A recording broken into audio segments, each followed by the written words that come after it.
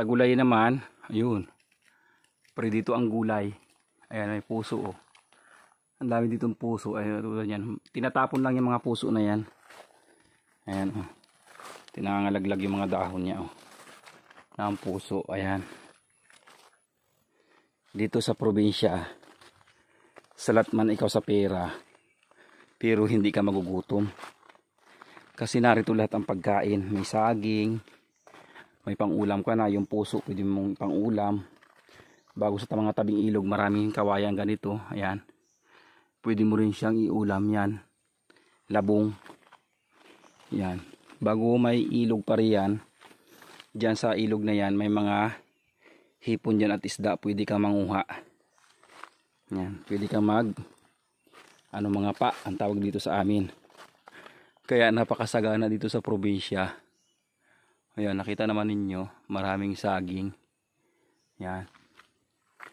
Marami din puso pang ulam. Ayun. Oh, bago may kakao, kung ikaw ay walang pambiling kape, pwede kang gumawa ng tabliya. Ayan oh.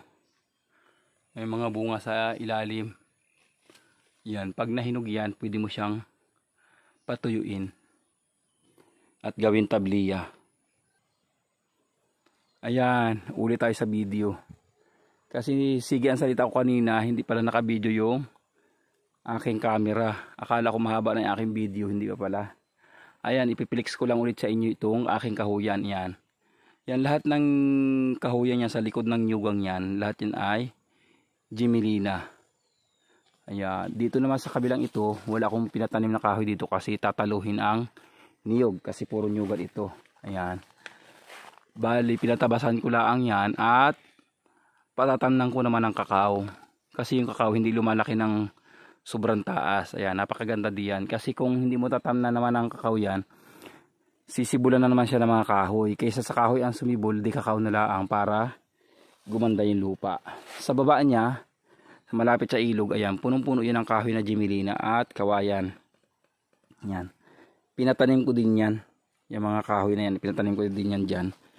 Nasa siguro mga ilang taon na ito. Mahigit na 5 taon yan. Siguro. O, limot ko na. Mga ganon, running ganon. Hindi lang siya nalaki ng husto kasi nga napadikit-dikit yung pagkatanim ko. Yan, naging aral na sa akin. Pero ito yung mga kasabayan niya, yung madadalang. Ayan o. Ang lalaki na. Yan. Mga kasabayan yan. Nitong maliliit na ito. Kasi napalimit yung tanim. Kaya hindi agad lumaki. At meron din ako ditong 3 puno na hindi ko maintindihan kung rubber tree ito o kung pili. Yan. Yan, ang laki niya oh. Malaki na. 3 puno yan oh. Ayan, nandun isa. Ayun isa, yung pinakamalaki yun. Sa likod itong Gemmelina ito. Ayan. Sabi nung binilihan ko, rubber tree daw. Pero, aywan ko nga kung rubber tree, pero parang pili. Ayan oh. Pinatamnan ko ito ng maraming kahoy kasi nga naguho siya. Ayan, napansin nyo na naguho. Yung ibang kahoy dito nadala nung gumuho ito. Ayan o. Ayan o, may tabag na siya dyan. Kaya nadala iba kong mga tanim na kahoy. Pero okay lang, at least may mga natira na magpasisilbi pa siyang pampaano ng lupa, pampatibay. Ayan. Ito nakakatuwa, malinis na. Kasi kapapatabas ko pa lang mga 1 buwan ng mahigit. Yan. Papa-spray ko yung mga kahoy niyan para mamatay at patatamnan ko ng kakao. Ito naman sinadya kong kahoyan ito. Itong side na ito hanggang doon sa taas na yan. Doon sa may sampalok. Pinatamnan ko talaga yan ng kahoy. Purong kahoy lahat talaga siya na ay Gemmelina. Kasi yan, mabato, hindi naman magaganda dyan ang niyog, kaya kahoy na lang ang pinatanim ko dyan. Yan. Ang dami niyan. Hindi lang siya sabay-sabay ang laki, katulad ng sinabi ko nga sa inyo na hindi siya nagsasabay-sabay ang laki kapag yung malimit ang pagkatanim. Pero yung napapagwat ng tanim, ayan, malaki siya. Pero yan ay sabay-sabay itanim. Yan. Ito dating karsada ito. PD Road na hindi na naasikasuhan ngayon. Ayan, bala ko ng patanan din ng niyog. Ayan. Ayan, may mga kawayan dyan, oh. Ayan. Diba? Wala ka makikita dito sa aking farm na bakanting lupa. Talagang pinuno ko ng tanim yan. Nakita nyo, pag hindi kahoy ang tanim, saging at niyog. Hindi ko pinababayaan na magkamero ng bakante. Yan. Pag ganyan ang ilog, masarap magligo na. Ayan. Pero nakita nyo yan, di ba? Yan, papa-spray ko yan pataas yan dyan, medyo may mga damo dyan. Tatamnan ko rin ng kakao. Ang dami ng nyug na nangahulog, oh. Oh. Dito sa amin, ganyan ang mga nyug nangangalat. Pero kung sa ibang lugar yan, tatakawin na yan. Ubos na yan.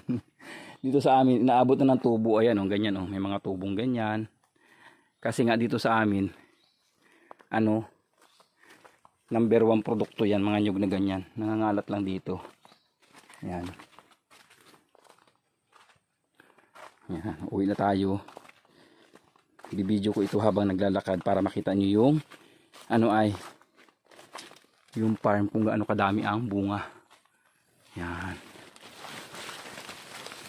Balik na tayo. Punong-puno yan ang halaman. Wala ka dyan makikitang pugwang na lupa. Actually, yung mga saging na yan dapat nang bawasan kasi masyado nang malimit ang pagkakatanim. Hindi na lalaki ang bunga. Ayan. Medyo maputi nga yung umahon ako dito. Simula nung ako'y na disgrasya, ngayon ulit ako nakaahon. December 17 ako na disgrasya, linggo yun. Ngayon ay January 3. Bali ilang araw na ba yun? 17 o 20 days. 20 days na. Ngayon lang ulit ako nakaahon. Ayan. Kita ninyo puro saging. Yan. Lahat yan sagingan. Ang taas yan ay niyog. Yan.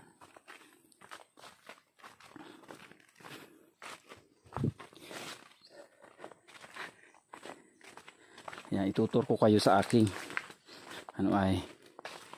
farm. Pababa na ako. Punta na ako doon sa sa pinagpapahingahan namin. Ito yung kawayan na nahulog sa ilog, galing yan sa amin, tinikan. Nahulog siya kasi iwa ng baha. Yan, dito naman ulit ako sa saging. Hindi lang natatanggalan ng mga dahon na tuyo. Ang kagandahan niya saging, kahit hindi mo siya maalagaan ng husto, tuloy ang bunga, tuloy ang suwi. Yan. Yan, ito yung farm namin. Yan lang ipapakita ko kasi sa inyo, kaliwa ng pare-pareho din naman ang itsura. Hahaba lang yung ating video. Thank you for watching. Bye bye and God bless po sa inyong lahat.